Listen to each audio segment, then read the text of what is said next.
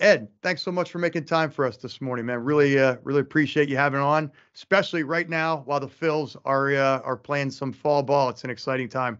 Yeah, it really is the first home game coming up in a long time for them, and I actually have two teams that I worked for that are still in Houston and Philadelphia. So we may end up with the Philadelphia Houston World Series, which would be interesting. You're a Philly kid, is that right? I know you went to Temple. Are you born and raised in the area? I was born and raised in Carbondale, Pennsylvania, up near Scranton, and Okay. came down to Temple. 1973, graduated from St. Rose High School in Carbondale, and came down here. And one thing led to another, and we've been back and forth now 3 or 4 times. Did you grow up as a Phillies fan? Grew up as a Yankees fan, actually, because northeastern Pennsylvania, you were the TV, the few games that you got on TV back in the 60s were usually Yankee games. So I grew up a Yankees fan and really didn't gravitate towards the Phillies until I came to Temple. And my first job actually was with the Phillies. I started as an intern in the Phillies PR department in 1977 during my last semester at Temple. And everything flowed from there for 41 years. Actually, even met my wife was an usherette for the Phillies. I met her at the elevator on the 4th floor of Veterans Stadium. I said hello. She said hello. We've been married now for almost 42 years. So everything happens around baseball. Probably having your wife on another interview is probably, it's like, just in terms of, like, because the baseball life, it's a tough life. You're on the road, you're traveling, right? Games, it's the season. Even when it's over, it's not over, right? You're constantly working. We love to talk about leadership. We love talking about the struggle, the challenge, the lessons learned from that. You started as an intern in the Phils. You came back to ultimately become the GM of the Phils. All of the trials and the tribulations along the way. First of all, I don't know if I can name another GM, and I'm not an expert on MLB GMs, but is that a pretty unique rise to the top from in terms of your colleagues who sat at the GM level?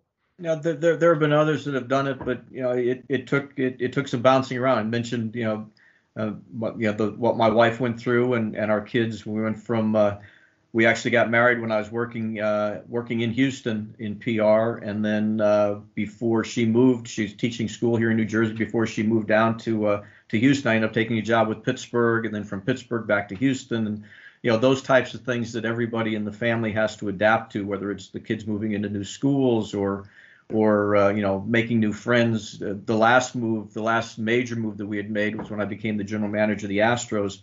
And Roxanne actually teaches, she's an elementary school special ed teacher.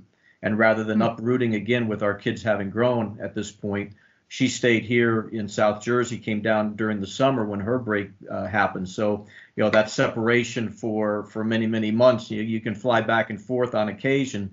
But as you mentioned, the demands of the job don't give you the freedom to just be wherever you want, when you want to be there. It's everybody has to adjust their schedules to the lifestyle.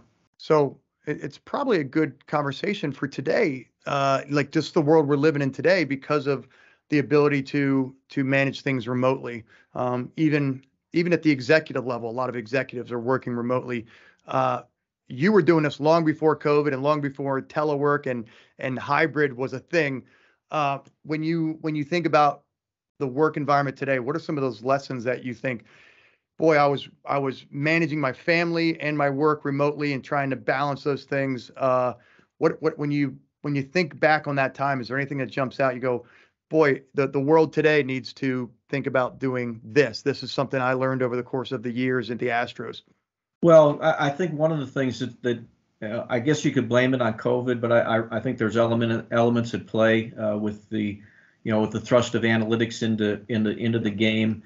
It seems to me that the interpersonal relationships, the esprit de corps that you create by being in the same room with somebody or sitting in a ballpark with somebody and having those types of conversations. I was a big believer in trying to make sure that everybody understood what our goals were, how we were going to try to achieve them. And I think if you have face-to-face conversations, even if it's just sitting in a room, in my offices both in Philadelphia and Houston, I had a roster board. They had all 30 clubs up there, including our own, and it was the 40-man rosters of every club. Now, obviously, you've got that information on computers and everywhere else. But if you get 2 or 3 people sitting in a room just looking at the board saying, I wonder if they would think about moving that guy, or, how would this work for us, or so on and so forth, it generated a lot of those types of conversations. And I don't think you can get the same thing if you're trying to do it remotely, or if you're doing it on a podcast or whatever technology that you use. I think we really benefited from those types of things because, the smallest idea may turn out to be something bigger. But beyond that point, I think it establishes that esprit de corps that you look for, where everybody understands these are our goals, these are our objectives, and this is how we're gonna go about it.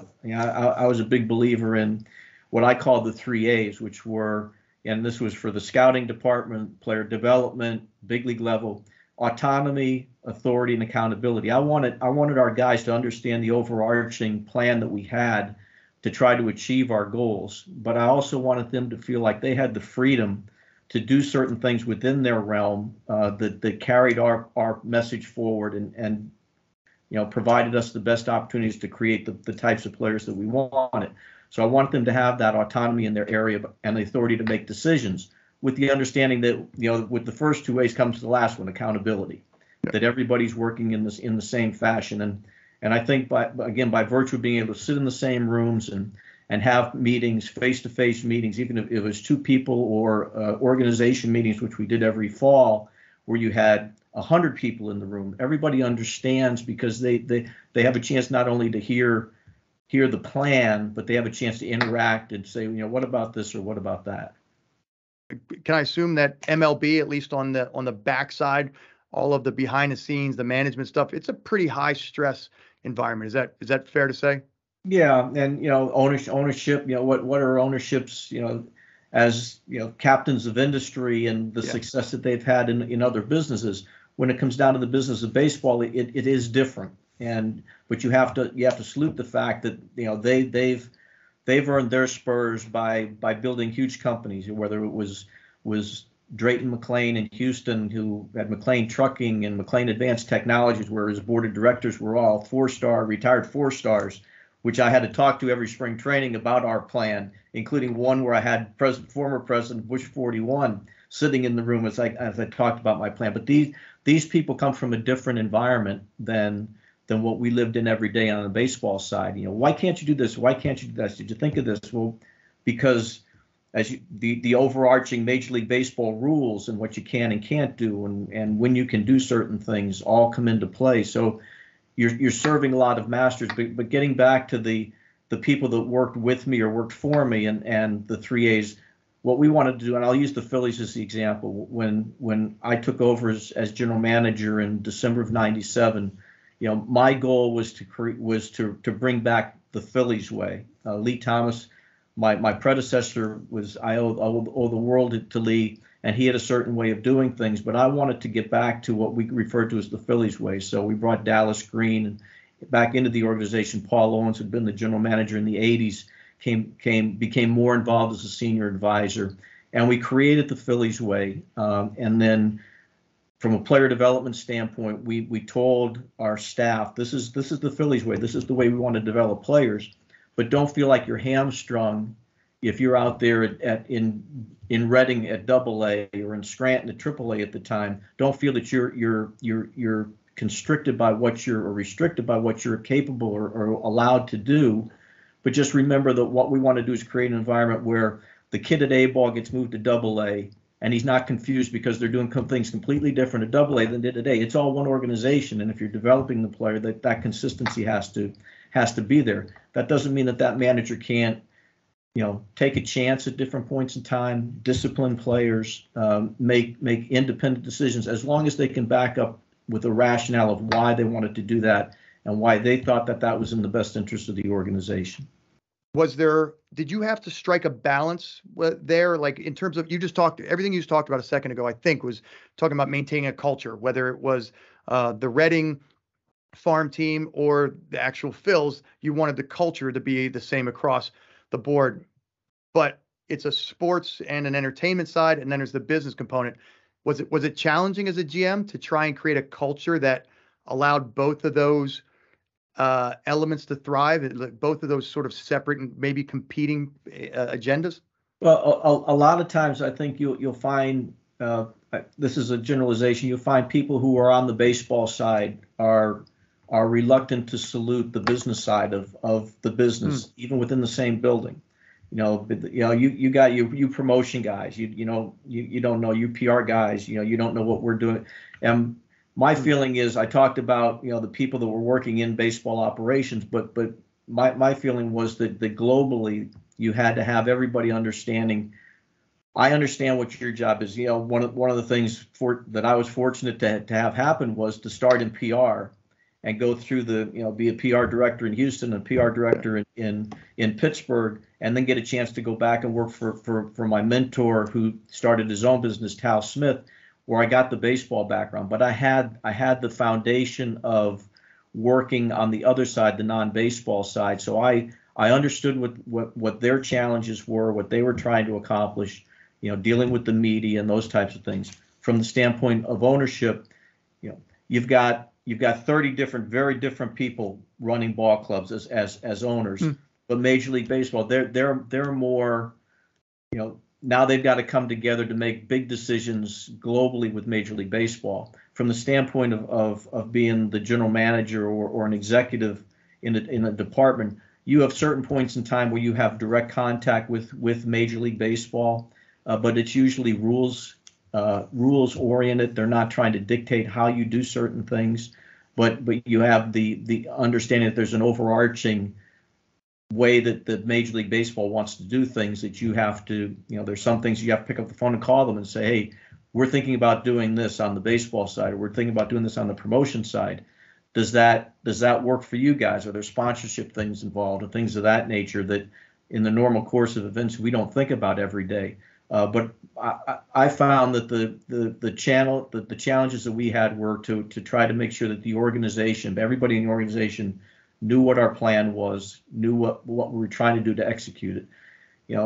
It would have been there were different points in time, using again the Phillies as an example. In my 8 years as general manager, there were different points in times where we could have done some very aggressive things and may have gotten into the playoffs sooner rather than later. But our goal, and when I say our goal, primarily myself and David Montgomery, the president of the club, and the people that were working with me on the baseball side, our goal was to get good and stay good. So we had to resist the calls when Billy Bean calls from Oakland and wants to trade Barry Zito to us for Chase Utley and somebody else. That we're going to resist that because we knew what Chase Utley, we thought we knew what Chase Utley was going to mean to the ball club. And there were, when we had Ryan Howard as our prospect third baseman coming up, and this is not another club calling, but this is his dad being very upset when I went out and signed Jim Thome because Ryan Howard's a first baseman. We didn't feel that Ryan was ready at that point in time. Mr. Howard got to the point he fired Ryan's agent, hired a new agent, Larry Reynolds, whose brother Harold is on TV all the time, thinking that Larry could convince me to trade Ryan.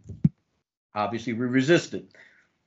Jim Thome gets hurt in 2005. Ryan comes up, and the rest is history there. As a matter of fact, at one point in time, I'm the general manager of the Astros, and we're playing here in Philadelphia. And I'm walking to the visiting clubhouse before a game, and Ryan's sitting outside the clubhouse on the floor. He's talking to somebody on the phone, and he hangs up the phone. We say hello. I said, hey, you happy I didn't trade you? This was 2008. You happy I didn't trade you? He goes, oh, yeah. But those are the types of things, the ancillary things that take place over the course of the day that aren't about trades and so on and so forth. But it's, again, getting back to the point, it's just you want to create an environment where people understand get good and stay good.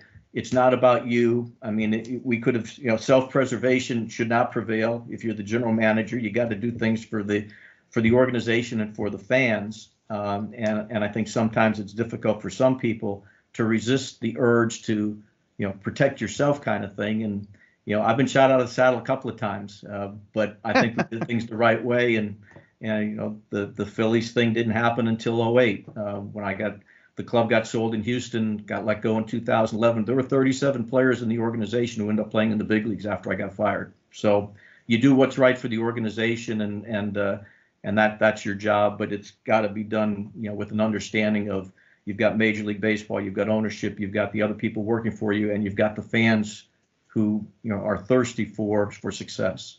Making the tough decisions. You talked about You said making sure everybody was a fit and holding people accountable. You made some very tough decisions with some Philly fan favorites, Kurt Schilling and guys like that you let go because you were making a decision on what's best to the organization.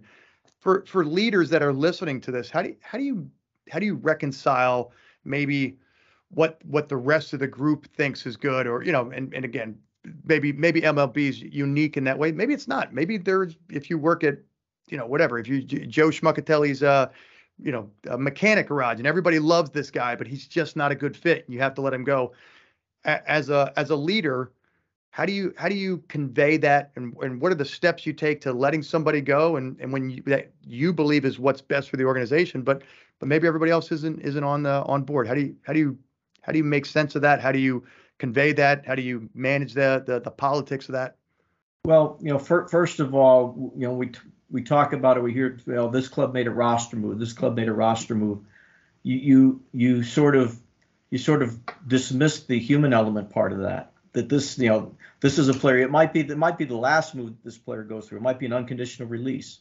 This player has a wife and 4 kids, and even if it's not a release, if it's a trade, the kids have to be pulled out of school. They're moving to a different place. Completely foreign environment. Even though the husband is going to go to the ballpark, a different ballpark, and do his job every day.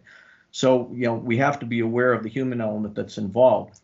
The other side is what the environment is, the clubhouse chemistry that exists, and the get good and stay good. When you're a player and that you've got X number of years to get to the promised land, with whether it's financially or the World Series ring, you're not really interested about get good and stay good in a long-term process or a rebuild, which we could never even use the word rebuild in Philadelphia, because people are paying good money to see you play this year. They're not interested in you saying, we'll be good 6 years down the road. At that point, they say, well, we'll be back in 6 years. Fill the stands some other way, because it's not going to be with us. So you have that element of it where you've got players and others who they want it to happen now. And there were a couple of guys, you mentioned Kurt, and obviously Scott Rowland was another guy that tremendous player, should be a Hall of Famer. You've got guys like that who we felt that they didn't buy into what we were trying to do.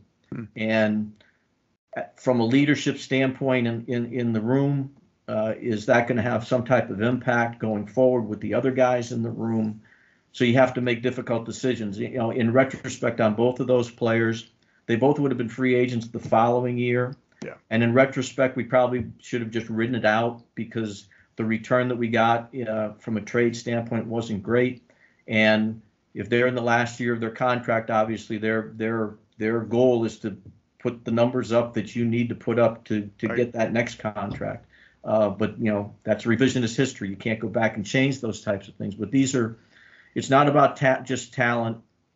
It's sometimes about fit. Sometimes it's about chemistry, time and I'm a big believer in time and circumstance. What makes sense now may not make sense later, but the circumstances that exist right now dictate whether this is a do it or don't do it time for an organization. And we had a couple of those types of key things, both in Philadelphia and Houston, where is this the right time to do this, based on where we were globally and what our goals were for the future. I actually went to Game 5 in 2008, and I was a kid who just was in my heydays, having grown up under the Mike Schmidt, Pete Rose, Steve Carlton era, and to see him come back. So it was a very cool time for me. But you made some tough decisions letting Kurt and Scott go, but you also brought in guys like Charlie and Chase and Ryan. When you are screening them, obviously skill set and for Charlie, his ability to manage a club and manage the team. But what else are you looking for? Like, I'm thinking from a leadership standpoint. There's so many, leadership books out there on what to screen somebody for. I think there's a lot of lessons from a GM of a Major League Baseball team talking about what he looks for beyond just his ability to swing a bat, throw a ball. What else goes into that and the culture fit? What else goes into like identifying high performers? Well, yeah, talent rules the day. You can't walk past talent. You can have the greatest guys in the world from a makeup standpoint. You can go out and sign every milk drinker that you can find, and all that kind of stuff, and which is great. It's great to have those types of guys around, but talent does rule the day. Um, I think mental toughness is a big part of it, and sometimes that shows up in sort of the rah kind of makeup. Sometimes it's a very quiet makeup. The intensity level of a guy like David Bell, who we brought and signed as a free agent, and David had some injuries and didn't meet his expectations of what he was going to bring to the ball club. But he had that quiet intensity about it. He had a guy like Doug Glanville, Penn graduate, and I traded David Montgomery's favorite player, Mickey Morandini, for Doug Glanville. Fortunately, the club president was also a Penn graduate, so I got a little bit of a pass by bringing Dougie in. But very quiet, very, very, very, very cerebral kind of guy. But when the first pitch gets thrown, it's all on. So you can't have all the same types of guys in your circumstance, but you want to create that type of environment. From a managerial standpoint, Terry Francona is probably going to end up in the Hall of Fame as a manager. I fired Terry because I thought we got to the point where he couldn't stick his head out of the dugout because as part of what we were doing, we were losing a lot of games. So I fired a good friend in Terry Francona and hired Larry Bowe, who is, I will say this and I'll say it forever and a day, is the smartest baseball guy I've ever been around. He sees things on the field that other people don't see. He understands all the elements of the game in that regard. High intensity level, obviously everybody knows about Bo's intensity level. So now, again, time and circumstance, Bo is the right guy at the right time, where we were in that process. Once we got to the next stage, I felt like it was important to make a change, and Charlie was the right guy because Charlie's communications were different than Bo's communications, and he saw the game a little bit differently. The funny thing is that probably two of the best friends that the Phillies have in their organization right now are Bo and Charlie. They sit together anytime Charlie's in town. They sit together. They talk about the game, but their personalities were different, and time and circumstance dictated that a guy like Charlie was the right guy at the right time for us. Obviously, it helped us having Charlie to go out and sign Jim Thome, who adores Charlie, but Charlie's method of doing things, and you got to be candid about it. When I first hired Charlie, people thought I hired a village idiot. They didn't understand Charlie's accent. They didn't understand what Charlie was saying, so on and so forth. Now Charlie can't buy a meal in the Delaware Valley because Charlie was what we knew he was, a great communicator in the areas that he needed to communicate to get the most out of his players. But it's an interesting dynamic that where different points in time dictate as to what you should and shouldn't be doing, and you have to try to identify those as you move forward. You talked about the intensity inside in the dugout or in the locker room. One of the things that I've always enjoyed talking to people who have had the inside baseball, to use that metaphor, is what goes on behind the scenes. Not salacious details, just all some of the fun stuff.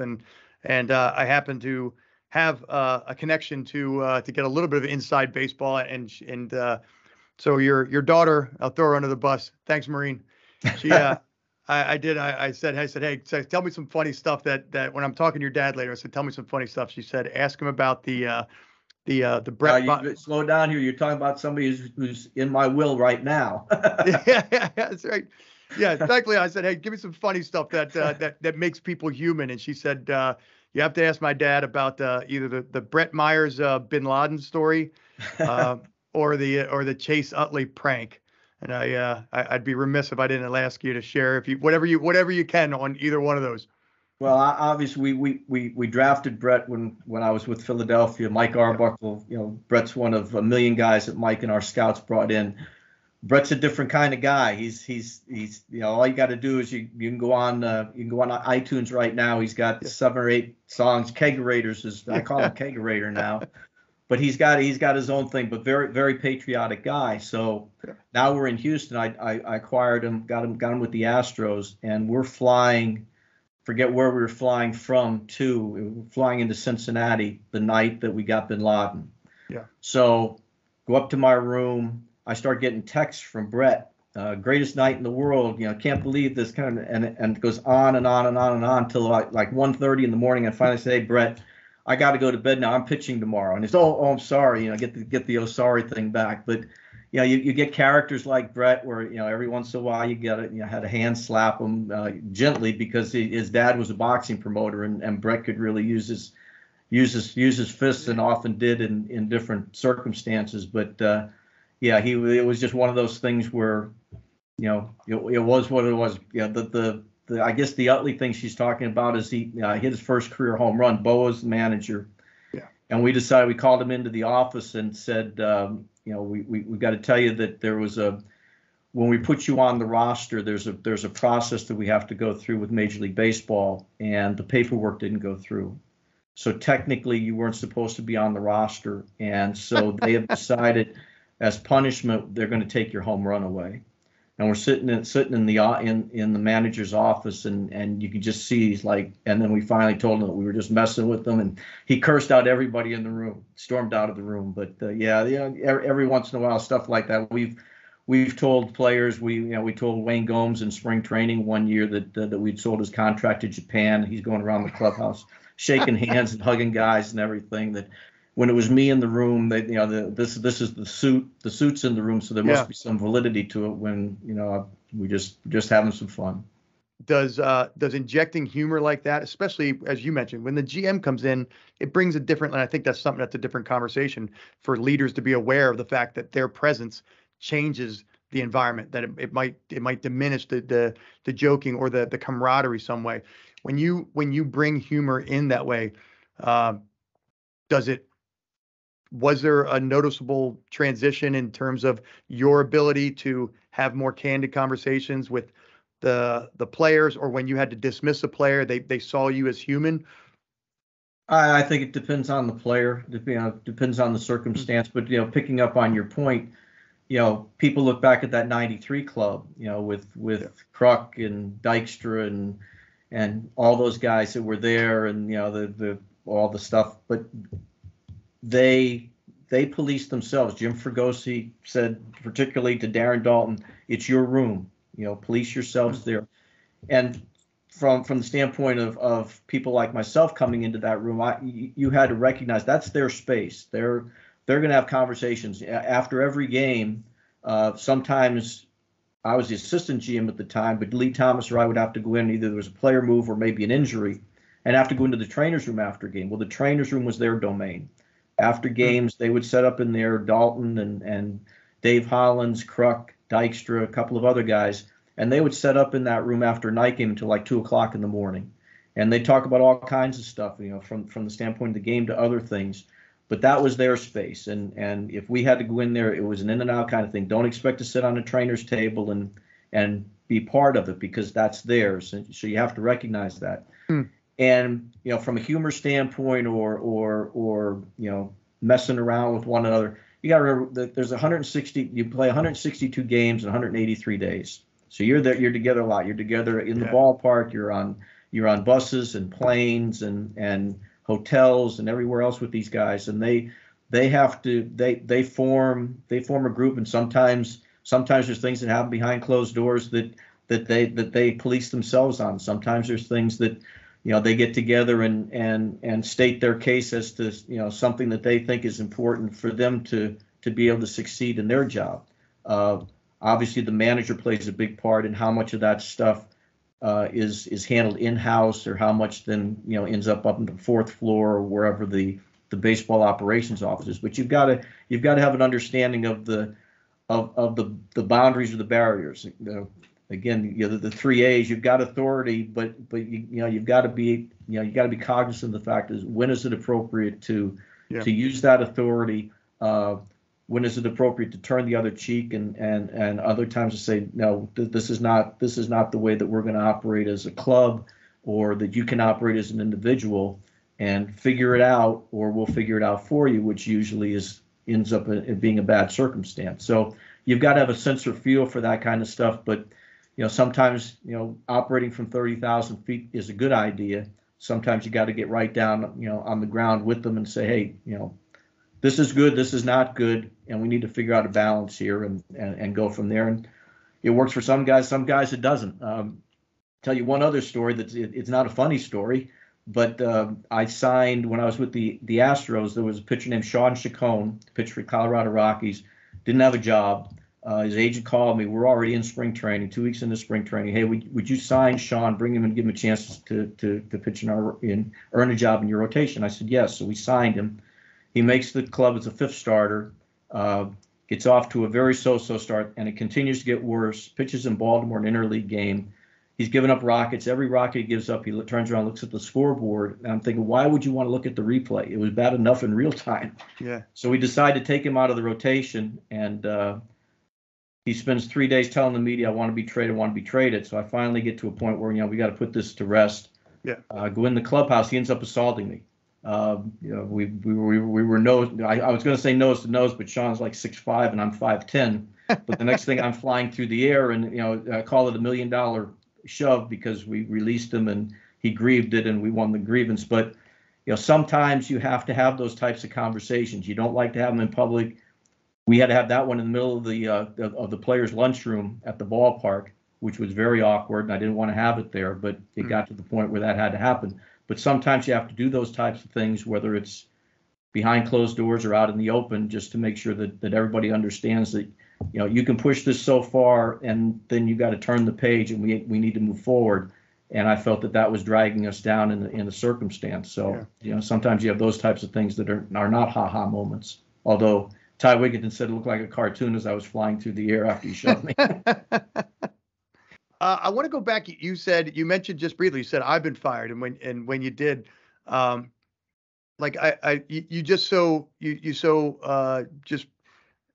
passively just mentioned it, but I think, and maybe it's because of the industry, like, everybody going into industry knows it's a very fickle industry and you're constantly under the microscope. But when you do get let go, whether you're a player or a GM, how do you lick your wounds and rebound? I think that's something that a lot of leaders and just aspiring leaders, if they've never suffered a major setback, that's probably something that either is coming or they've dealt with and they didn't rebound. And I'd be curious to hear from somebody who's experienced it at the highest levels. How do you rebound emotionally, professionally? Well, first of all, you hear a lot of people say, particularly in sports, I got hired to be fired, and I never subscribed to that. I thought that was a cop out. You get hired to do the best job you possibly can for as long as you can until somebody decides. You may decide yourself that you've had enough, but somebody else decides that we have to go in a different direction. So that's the first thing. The hired to be fired thing is, just because you get fired 17 times doesn't mean that if that's your idea going in, you're probably not doing the right thing anyway. The firing, the first one in 2005 when I got fired by the Phillies was very difficult. We'd missed the playoffs by a game. We had swept in Washington. Didn't expect it to happen. David Montgomery called me. It was Columbus Day, and the offices were closed. Asked me to come into the office, and I told Roxanne, I said I think I'm going to get fired, and she didn't think I was going to get fired, and I did. And so we do the press conference, and she and our daughter Erin was in town. The other two were away at school, Ryan at the Naval Academy and Maureen at West Virginia. They helped me pack my office up, and then in 25 minutes, 17 years or 16 years in the Phillies organization was over. So that was difficult. It was a difficult one, but you get support from people. It wasn't very long after I got fired that Kevin Towers, who was the general manager of the Padres, called and said, "Hey, would you be interested in a pro scouting job for us?" So I wasn't out of work for very long, and even though I had time left on my contract with Philadelphia, I wanted to work. I didn't want to sit and collect a paycheck. The Houston thing, Drayton McClain had decided his sons didn't have an interest in keeping the club, so he put it up for sale. It was a prolonged thing. The economy went bad. This was in 2010, so the prospective buyer pulled out, and then it finally went through in 2011. And I thought there was a chance for us at that point to continue on, but it became clear that Jim Crane, the new owner, wasn't going to travel in that direction, and it was shortly before Thanksgiving that I got let go there. That one, I could sort of see that coming more than the Philadelphia one. Didn't make it any less painful. But Ruben Amaro then reached out when I got fired in 11 by the Astros, and Ruben was the general manager here in Philly at that point in time.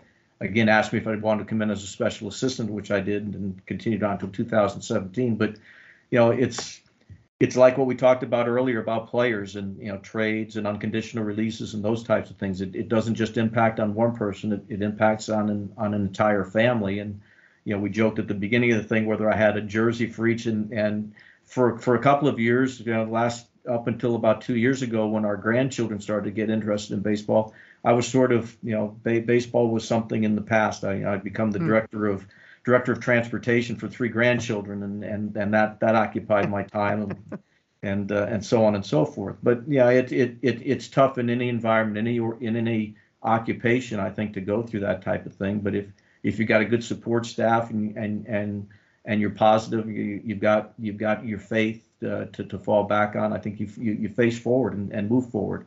You can't keep looking in the rearview mirror. The one loss record's not going to change. The things, woulda, shoulda, coulda kind of things, you didn't, or you did, and they didn't work out the right way. So you can't revise the past. So you just move forward. Both the Astros and the Phils, as you mentioned when we started, are both in the playoffs. We're both in the division series, going up against some pretty formidable teams. If they said, "Hey, can you come back into the Phillies locker room or the Astros locker room?" What do you say to those guys? Is there anything that stands out to you that you try and impart from 41 years of knowledge built inside the industry? Is there anything you say to them to try and help them bring the right mindset to the finish out the series? Well, you've got to tell them that turn off the outside noise. You've got the right guys in the room to make it happen. The changes that in Philadelphia that Dave Dombrowski did. It's always going to come down to, in my mind, it's always going to come down to pitching and defense. And I think they address those things, and I think the players in the room recognize, they recognize their strengths and weaknesses, and they should at this point in time recognize that they're a lot stronger than they were at the beginning of the season, and they faced a lot of challenges over the course of the season, and there's no reason for them to think that just because somebody finished first and they were the last wild card in, that they couldn't be the last club out. And I think that's the mindset you have to have. You can't be waiting for the next disaster to occur. You've got to go out and try to make things happen in a positive fashion, and have faith and trust with the guy who's playing next year, the guy's hitting in front of you and behind you in the lineup, and the guy that's warming up in the bullpen, that he's going to pick you up if you stumble and leave a mess on the field for him. Hey, thanks for your support for the military community. I'm looking behind you, and you and I started before we started the recording. All of the military paraphernalia you have behind you. Your son went to the academy. Your son-in-law is currently serving, right? Yep, Air Force. Right, he's currently deployed. Your Marine's a military spouse, knows what it's like to deal with the deployments and deployment cycle. You've been a huge supporter of the military community. That's a matter of fact, that's how you and I first got connected, was all the support you've put out for the military community. So anything special you want to share about just your experience being now part of a military family, but also what you've been able to share and experience with that connection with the military through your baseball piece? Well, it's been a great experience for me. As you mentioned, Ryan is a 2006 Naval Academy graduate. When he was in the academy, the Leapfrogs would jump opening day every year in Philadelphia. So I went down and introduced myself to them, and this was in 2005. When they came in to jump, they said, "Hey, we'd like to take you on a tandem skydive if you're on the trip in San Diego." So I went out and did the tandem. Ended up with 41 jumps, most of them with Nick's White and a bunch of SEALs out there in San Diego, Skydive San Diego. So, the residual benefits of friendships like that I was able to cultivate over the years. When I was in Houston, obviously a huge military presence in the area. So we actually had challenge coins made up because we would have disabled guys come in every weekend, for every Sunday home game, and I Yeah. went to our owner and said, hey, this is a so over the course of time, I've got a bunch of them behind me. I've got like 125 challenge coins that people have given me. I've got a commemorative coin of the christening of the George H.W. Bush aircraft carrier, because President Bush came into spring training, spent 4 days with them down there. It happens. I often I like to close out the interviews by saying, tell me something about you that I wouldn't learn from your resume. But Ed Wade, the former GM of the Phillies and Astros, has 41 free fall jumps, skydives under his belt. I think that captures it right there. Well, and then Nick's White, my skydiving instructor. Also, I just finished a combat pistol course with him out in San Diego about 2 months ago, and I got 3 full marathons. I run 5 miles a day, 4 times a week, and all that kind of stuff, despite 2 back surgeries. So yeah, I'm trying to. I don't know what I'm trying to do, but I'm doing it. Favorite marathon you've run? Favorite one was I ran the Marine Corps Marathon twice, Yeah. and I think that was the favorite because I didn't dehydrate on either one of those. I did on the Houston one. I made it to the finish, but that when you see those people stumbling with dehydration, that's not funny. Yeah. Don't laugh at it anymore because it's not funny. I ran the Marine Corps in 2012 after running the Philly Marathon years before. And I'll tell you, for anybody who's a marathoner or thinking about doing a marathon, the Marine Corps is far and above one of the best races you'll ever run. The crowd, the energy, the fact that nobody's running for the there's no grand prize at the end. People are just coming out to support what it's all about, which is celebrating that military and that patriotism and that military life. It's that's a story for another time. But well, there's actually very quickly the reason I ran the Marine Corps Marathon the first marathon. I had met Travis Mannion at a Villanova basketball game. Our daughter Erin was working for Jay Wright. Met Travis and his dad Tom, and I got another friend, Corky Gardner, who was a Marine, called me one day and said, "Hey, I know you met Travis. He was just killed in Iraq, and the family's going to run the Marine Corps Marathon in his honor because Tom, his dad, and Travis were going to run it together." And I said, "Well, I've never run that far, but sign me up." So that the reason I did my first marathon, my first Marine Corps marathon, was part of Team Travis at that point in time, and the Travis Mannion Foundation's gone on to do tremendous things for the military. Yeah, Ryan, his sister Ryan, running the organization. Yep. Yeah, she's doing fantastic things. Hey Ed, thank you so much, man. I appreciate. We're at about an hour, and I don't want to, out of respect for your time, I could keep talking. We could talk baseball. We could talk free fall, combat pistol shooting, marathons. I could talk that all day long. Yeah, some of that stuff I'm better at than others. Well, I'm not sure which one that would be, but I'm sure I'm better at some than others. Well, there's only one way to be when parachuting, and that's good. That's right. Yeah. You can't be mediocre at falling from an airplane. Well, before we get off, obviously, thank you for your service. It's great, and I'm glad you had a chance to.